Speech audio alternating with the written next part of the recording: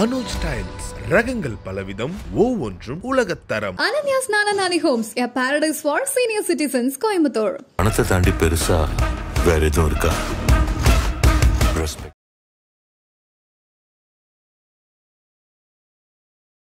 எவ்வளவு கோடி கோடியா சம்பாரிச்சு எல்லாம் பண்ணாலும் இவை அனைத்தும் நம்மிடம்.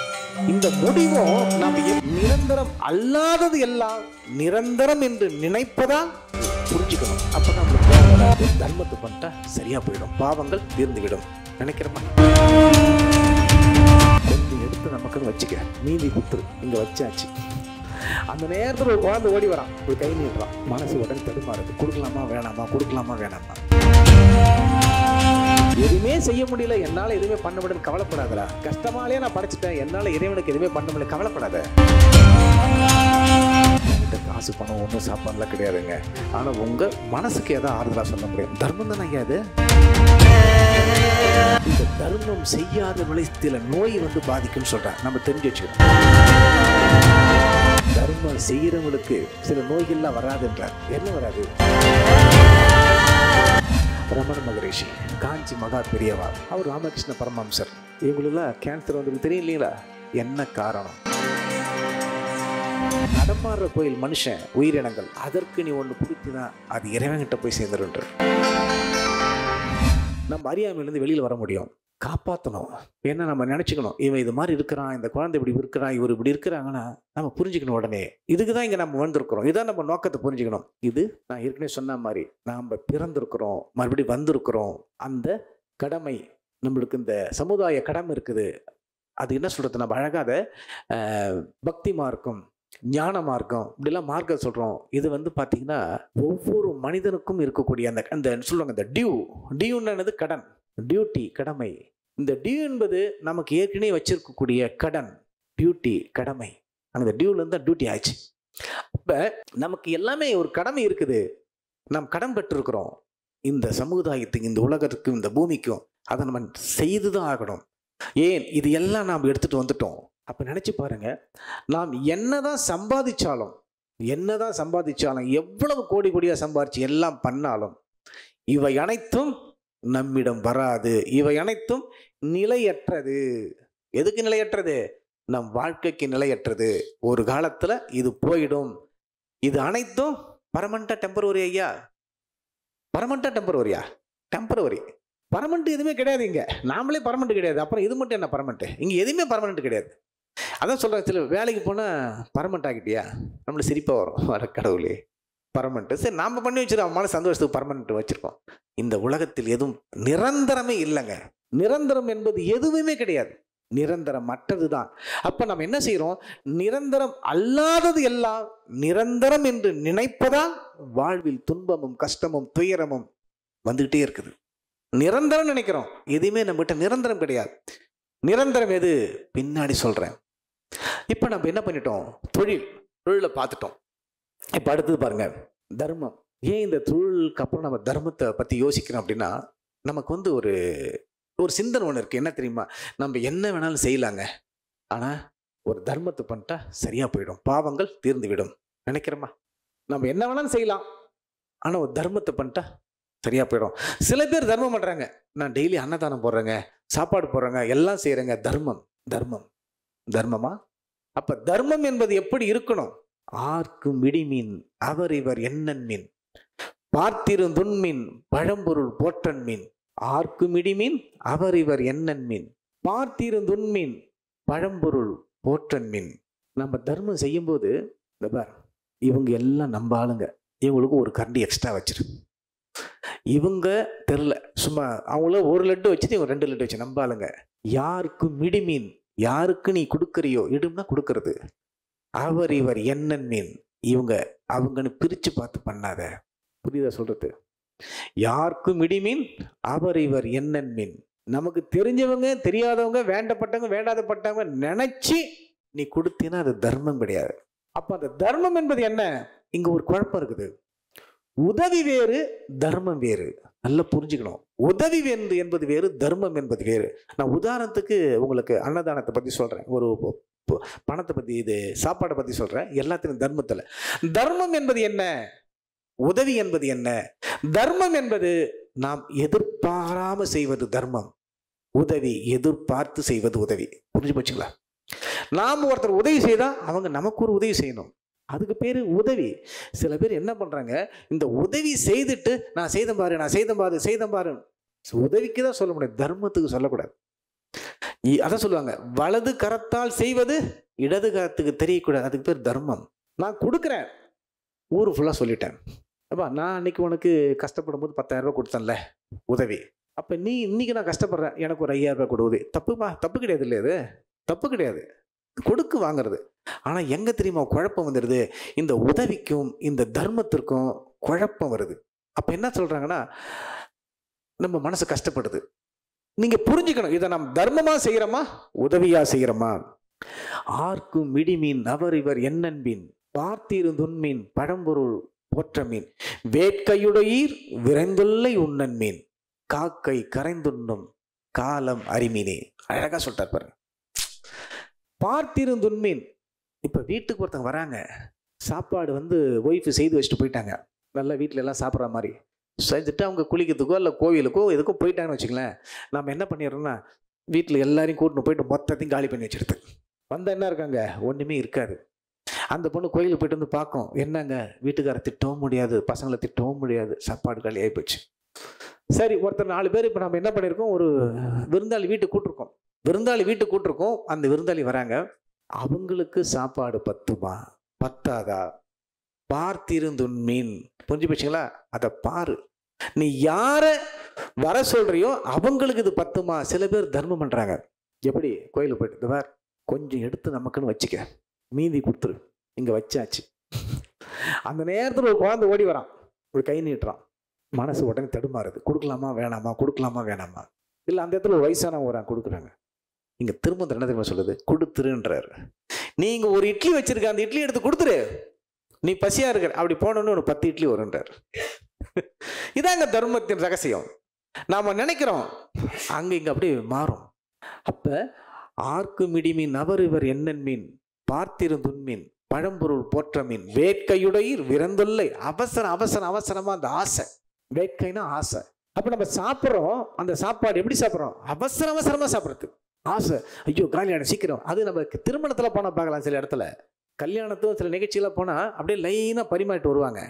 ஃபஸ்ட்டு என்ன பண்ணுவார், ஒரு ஸ்வீட் வச்சு வைப்பாங்க, அப்படி போனவங்க எடுத்து உடனே சாப்பிட்டுருவார். அந்த பக்கம் ஃபோன் பேசிக்கிட்டே ஸ்வீட் வைக்கும் போது சாப்பிட்ருவான், அவசரம். அடுத்தது அப்பளத்தை கொண்டு வந்து வைப்பான், அடுத்து அதையும் உருக்கி அதையும் சாப்பிட்ருவான், 2வது வேலை முடிஞ்சு போச்சு. 3வது பொரியலை வைப்பான், அதையும் சாப்பிட்ருவான். பின்னாடி வரும் டவுட்டாக இருக்கும், இந்த வைக்கிறாங்களா இவங்களுக்கு இல்லையா, எப்போ பார்த்தாலும் இடம் காலியாகவே இருக்குது.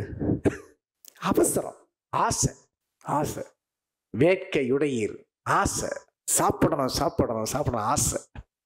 வேட்கையுடையீர் விரந்துள்ளை உண்ணன் மீன். அது தொல்லையை கொடுத்துருயா நாளைக்கு உனக்கு. மொத்தமாக எல்லா சாப்பாடு மொத்தத்தையும் வச்சோடனே வச்சுட்டிங்களா, ஒரு தண்ணி எடுத்து இறைவனுக்கு நன்றி சொல்லி அதை சுத்தி பண்ணிட்டு அந்த சமைச்சவங்களுக்கு விவசாயம் மொத்தத்துக்கும் ஒரு நன்றி சொல்லிட்டு அதுக்கப்புறம் அதை சாப்பிடணும். கிட்டத்தட்ட 30 வருஷமா நான் அப்படியே தான் சாப்பிட்டு இருக்கேன்.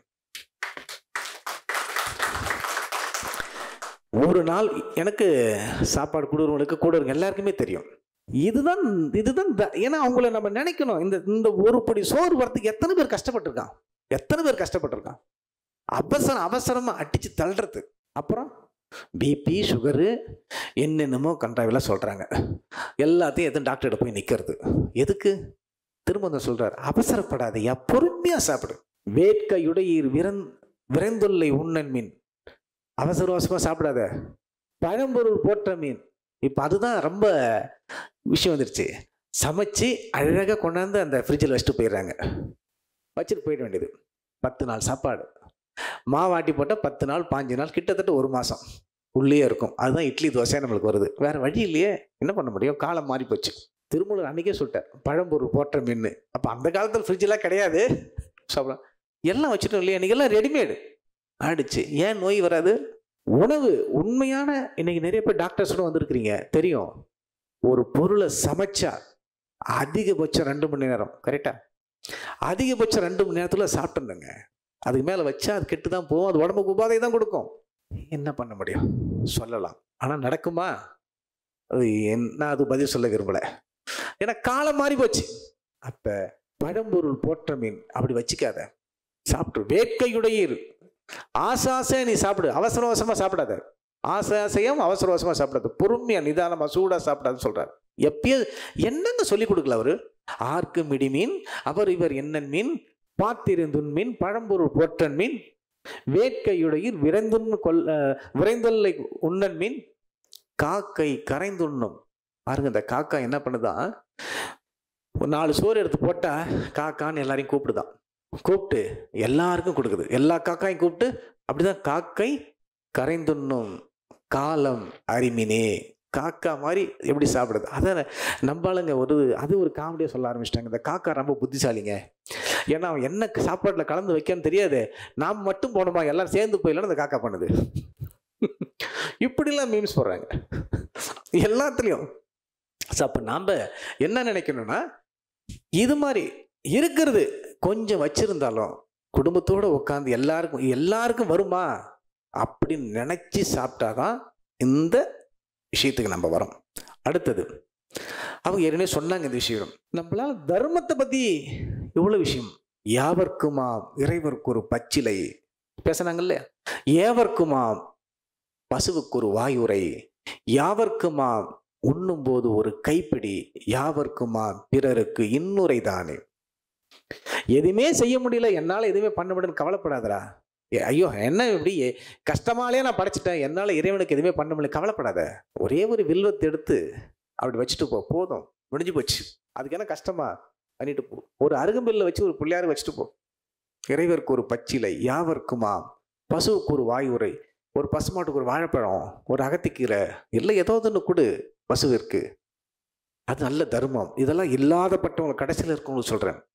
யாவர்க்குமா உண்ணும் போது ஒரு கைப்பிடி, ஒரு பிடி எடுத்து ஒருத்தர் கொடுத்துட்டு சாப்பிடு, ரொம்ப தர்மம். யாவர் இது எதுவுமே இல்லையா, ஒருத்தர் கூட்டு உட்கார வச்சு இன்னுரை, மனசுக்கு சந்தோஷமா, கவலைப்படாதீங்க, எல்லாம் நல்லா நடக்கும், எதை பற்றி கவலைப்படாதீங்க, என்கிட்ட காசு பணம் ஒன்றும் சாப்பாடுலாம் கிடையாதுங்க, ஆனால் உங்கள் மனசுக்கு எதாவது ஆறுதலாக சொல்ல முடியும். தர்மம் தானே ஐயா அது. சண்டை மூட்டி விட்டு பிரிக்கலையே, அதான் பிரச்சனை. ஆனால் எனக்கு ஈஸியாக தான் நடக்குது, நாட்டிலையும் சரி வீட்டிலையும் சரி. அப்போ இந்த மாதிரி தர்மத்தை நம்ம செய்யணும் அப்படின்றார்.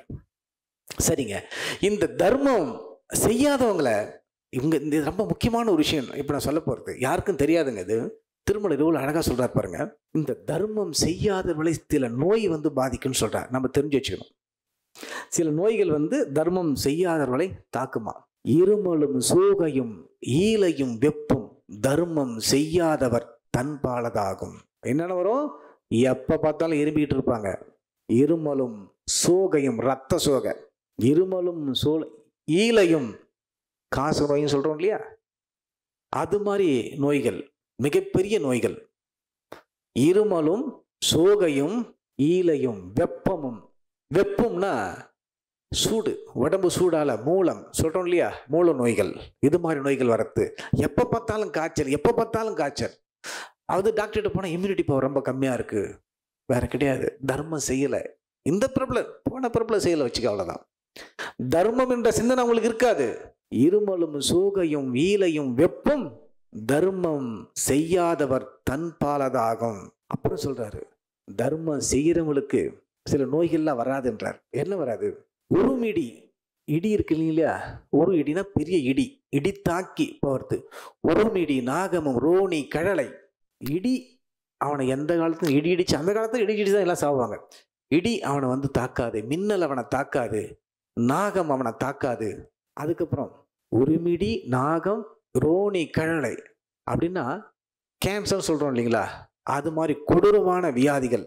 இதெல்லாம் தர்மம் செய்தார் பக்கம் நிற்கவே நிற்காதுன்றார், வரவே வராதுன்றார். இது நான் எப்படி நம்ம சொல்ல முடியும்? தர்மம் செய்யறவங்களுக்கு இதெல்லாம் வராது. இப்ப இந்த இடத்துல ஒரு கேள்வியை கேட்டு ஒரு விடையை கொடுத்துரு. ஏன்னா இந்த கேள்வி உங்களுக்கு பின்னாடி வரலாம், நான் பேசிட்டு போனதுக்கப்புறம் நாளைக்கு வரலாம். இப்போ பார்த்தீங்கன்னா நிறைய மகான்கள் இருக்காங்க இல்லையா, அவங்களுக்கு நோய்கள் வந்திருக்கும், கேன்சர் வந்திருக்கும். ரமண மகரிஷி, காஞ்சி மகா பெரியவா, அவர் ராமகிருஷ்ண பரமஹம்சர், இவங்களுக்கெல்லாம் கேன்சர் வந்திருக்கு, தெரியும் இல்லைங்களா? என்ன காரணம்? அவர்கள் பிறரின் கர்மாவை அவங்க ஏற்றுக்கிறாங்க. பிறர் கர்மாவை அவங்க ஏத்துக்கிறாங்க. ராமகிருஷ்ண பரமஹம்சர் தொண்டையில மிகப்பெரிய அவஸ்தைப்பட்டார். ஏன்?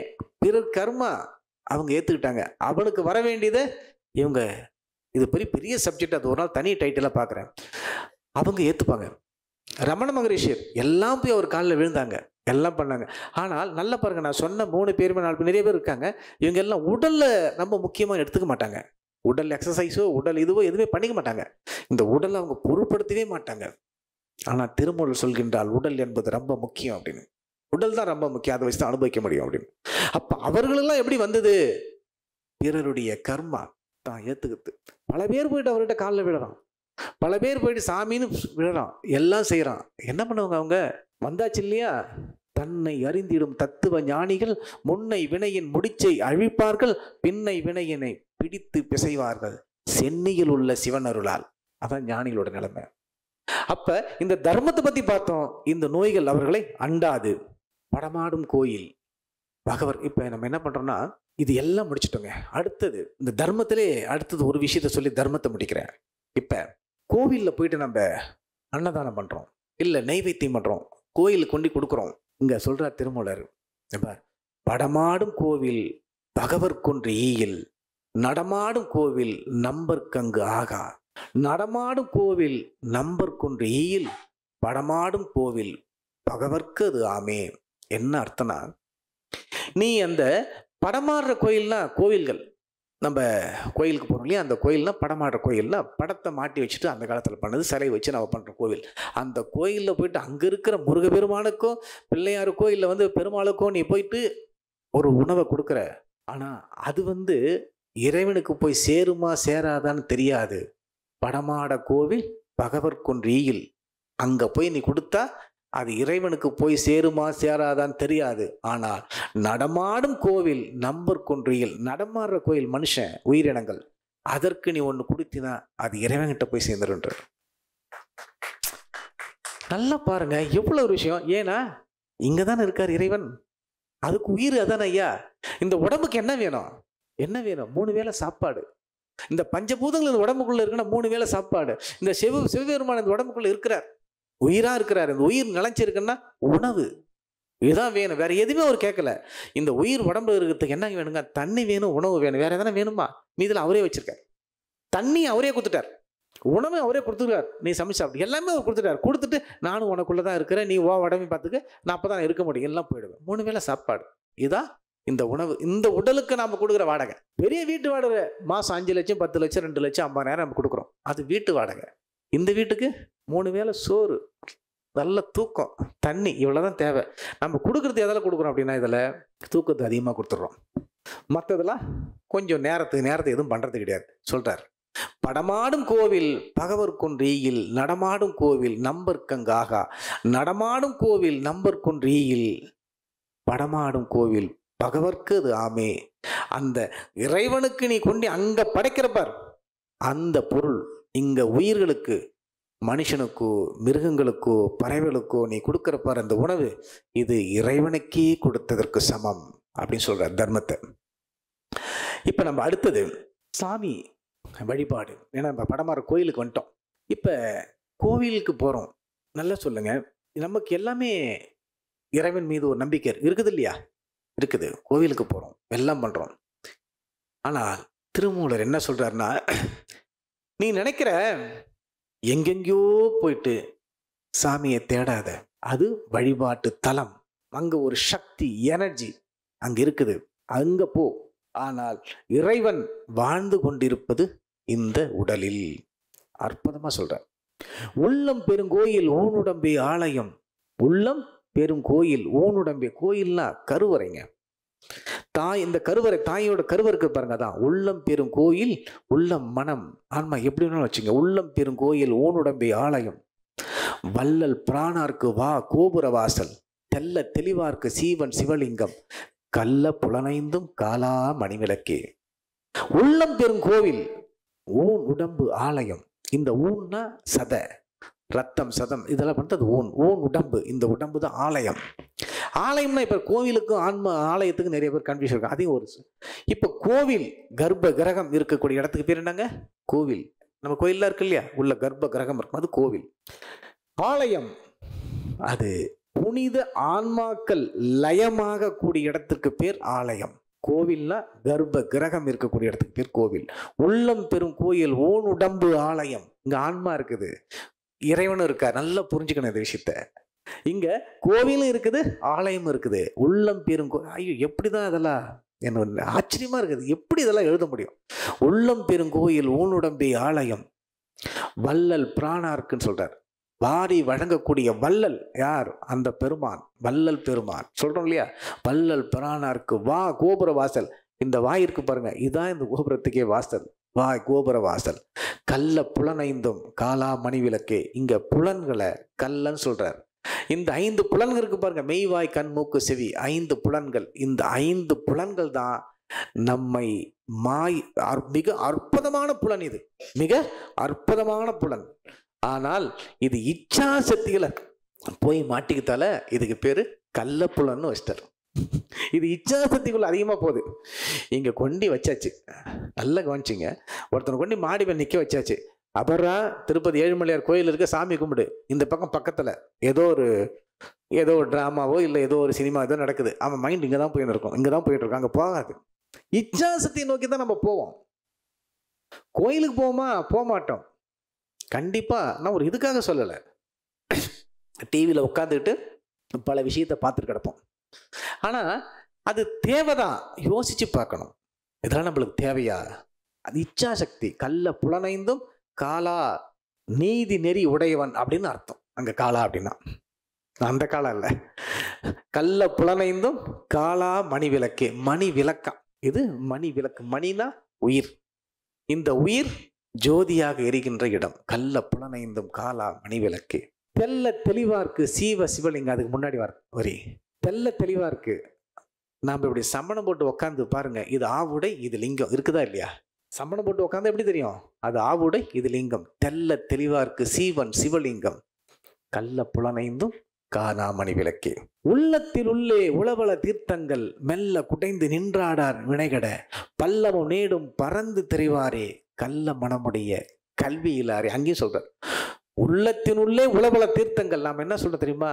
மாசி மகம் புனித நீராடுறோம் இல்லையா, மகாமக குளத்துல போய் குளிர்றோம். காசி ராமேஸ்வரம் அப்படி இந்த கோயில் அந்த கோயில் ஏதோ குளத்துல போய் நம்ம நீராடுறோம். இங்க சொல்றாரு உள்ளத்தின் உள்ளே உளபல தீர்த்தங்கள். இங்க தீர்த்தம் இருக்குது, ரொம்ப முக்கியமா கவனிங்க ஐயா. இத இந்த உள்ளத்துக்குள்ள மிகப்பெரிய தீர்த்தங்கள் இருக்குது. அந்த தீர்த்தங்களை நாம எப்படி பயன்படுத்தணும்னு தெரியணும். உள்ளுக்குள்ள தீர்த்தம் இருக்குது, மிகப்பெரிய தீர்த்தம்லாம் இருக்குது. உள்ளத்தினுள்ளே பல தீர்த்தங்கள் மெல்ல குடைந்து நின்றாடார். இதுக்குள்ள போயிட்டு பார்த்து பார்த்து பார்த்து அதுக்குள்ள போயிட்டு நின்றாட, அதை ஆராய்ச்சி பண்ணி போய் அதை அனுபவிக்கிறதுக்கு யாருக்கும் தெரியறது கிடையாது. நின்றாரார் வினை கெட. நம்ம வினை கெட்டு போகணும் அப்படின்னு வச்சுக்கல, நம்ம வினையெல்லாம் நம்ம விட்டு போகணும் அப்படின்னா என்ன ஆகணும்? இந்த உடல்ல இருக்கக்கூடிய அந்த தீர்த்தத்தை நம்ம அனுபவிக்கணும். உள்ளத்தின் உள்ளே உளபல தீர்த்தங்கள் மெல்ல குடைந்து நின்றாடார் வினைகட பள்ளமும் மேடும் பறந்து திரிவாரே. காடு மலை இங்க கோயில் கீழ் எங்க பார்த்தாலும் போய் இதை வச்சுதான் சிவவாக்கியர் அழகான இந்த மந்திரத்தை சிவவாக்கியர் எழுதியிருக்காரு. ஓடி ஓடி ஓடியே வருது இல்லையா, உள்கலந்த ஜோதியை நாடி நாடி நாடியே நாட்களும் குழைந்து போய் வாடி வாடி. இது சிவவாக்கியர் எழுந்து. அது இதுதான், இந்த மந்திரத்தை அங்கே எழுதி வச்சிருக்காரு. அது இந்த திருமந்திரத்தை நான் படிக்கும்போது தான் இதுல இருந்து எல்லாம் போயிருக்கின்றது கன்ஃபார்மா சொல்ல முடியுது. தேவாரம் இதுல இருந்து இருக்குதான், திருவாசகம் இதுல இருக்குதான், எல்லாமே இதுல இருக்குதான், சித்தப்பாடு எல்லாம் இதுல இருக்குதான், எதுவுமே இங்க இருக்குதான். உள்ளத்தினுள்ளே உளவள தீர்த்தங்கள் மெல்ல குடைந்து நின்றாடார் வினைகட பல்லமும் நேடும் பறந்து திரிவாரே கள்ள மனமுடைய கல்வி இல்லாரே. கள்ள மனம்னா நம்ம சிந்தனைகள் தவறான பாதையில தான் பொழுது ஒழிய நல்ல நோக்கத்துக்காக இது வரல. உள்ளத்தினுள்ளே அடுத்தது உள்ளத்தினுள்ளே உணரும் ஒருவனை அடுத்து சொல்றாரு கள்ளத்தினாலும் கலந்தறிவார் இல்லை. இந்த உள்ளத்துக்குள்ள இருக்கிறாரு இறைவன். எதனால நம்ம பாட நம்ம கிட்ட இருக்கிற அந்த இச்சாசக்தியின் காரணமால நம்மளால அதை பார்க்க முடியல. உள்ளத்தின் உள்ளே உளபல தீர்த்தங்கள் மெல்ல குடைந்து நின்றாடார் வினைகூட பல்லம மேலும் பட திரிவாரே கள்ள மனமுடைய கல்வி இல்லாரே சொல்றாரு. உள்ளத்தின் உள்ளே உணரும் ஒருவனை கள்ளத்தினாலும் கலந்தறிவார் இல்லை. ஏன் அறிய முடியல? நம்மக்கிட்ட அந்த ஞான சக்திகள் கிடையாது. கள்ளத்தினாலும் கலந்தறிவார் இல்லை. அதனால் நம்மளால் அது பண்ண முடியாது. அவங்க எங்கே போயிடுறாங்கன்னா, வெள்ளத்தை நாடி விடுமவர் தீவினை. அந்த வெள்ளத்தை நாடி தான் அந்த தீவினை போயிடுது. நான் ஃபஸ்ட்டு சொன்ன மாதிரி வெள்ளத்தை நாடி விடுமவர் தீவினை பள்ளத்தில் இட்டதோர் பந்தலுமாமே. இப்படி சொல்கிறேன், உங்களுக்கு புரிஞ்சிடும் ரொம்ப ஈஸியாக. அது சொல்கிறது அப்படியே சொல்கிறேன். கிணறு இருக்கு இல்லையா, கிணத்துல நம்ம ஒரு பக்கெட்டை கட்டி தண்ணி கரைக்கிறோம். அந்த பக்கெட்டி ஃபுல்லாக ஓட்டையாக இருக்குது. மொண்டு ஃபுல்லாக மேலே தூக்குன்னா எவ்வளோ தண்ணி வரும்? பள்ளத்தில் இட்டதோர் பந்தலுமாமே. அப்படின்னா அந்த தண்ணி இருக்குது, உனக்குள்ளே இருக்கிற ஞான உள்ளே இருக்குது, உன்னுடைய பக்கெட்டி உள்ளே போகுது, நீ விடுற தண்ணி போய் மொண்டுட்ட. ஆனால் போகிற பக்கெட்டி எடுத்துன்னு வர அந்த இது ஃபுல்லாக ஓட்டையாக இருக்குது. அப்போ நிற்குமா? நிற்காது. வெள்ளத்தை நாடி விடுமவர் தீவினை பள்ளத்தில் இட்டதோர் பந்தலுமாமே சொல்கிறார். இப்போ இந்த நீ ஓட்டை பக்கெட்டி வச்சு அரைச்சா எங்கடா வரும்? ஒரு பக்கம் ஓட்டை போட்டு ஃபில் பண்ணிட்டே இருந்தால் போயிட்டே தான் இருக்கும், நிற்காது. இப்போ இறைவன் நமக்குள்ளதான் இருக்கார் அப்படின்றத நம்ம அழகாக புரிஞ்சுக்கணும். நமக்குள்ளதான் இறைவன் இருக்கார். அன்பும் அறிவும் அடக்கமுமாய் நிற்கும். நமக்குள்ள எப்படி இருக்காரு? அன்பும் அறிவும் அடக்கமுமாய் நிற்கும். அன்பு இறைவன், அன்பும் சிவமும் இரண்டென்பார் அறிவிலா. ஒன்று இடத்துல சொல்றார். ஏற்கனவே வந்துட்டு அந்த பாட்டு எல்லாரும் தெரியும் நினைக்கிறேன். அன்பும் சிவமும் இரண்டென்பார் அறிவிலார், அன்பே சிவமாவதை யாரும் அறியலார், அன்பே சிவமாவதை யாரும் அறிந்த பின் அன்பே சிவமாய் அமர்ந்திருப்பாரு. அப்ப இங்க சொல்றார், அன்பும் அறிவும் அடக்கமுமாய் நிற்கும், இன்பமும் இன்ப கலவியுமாய் நிற்கும், முன்பொரு கால ஊழியுமாய் நிற்கும். எல்லாமே நான் தான் இருக்கிறேன், நீ எது கவலைப்படுற? எல்லாமே நான் தானே. எல்லாம் இறைவன் தானாக இருக்கின்றான். இங்கு அன்பும் அவர் தான் இருக்கிறாரு.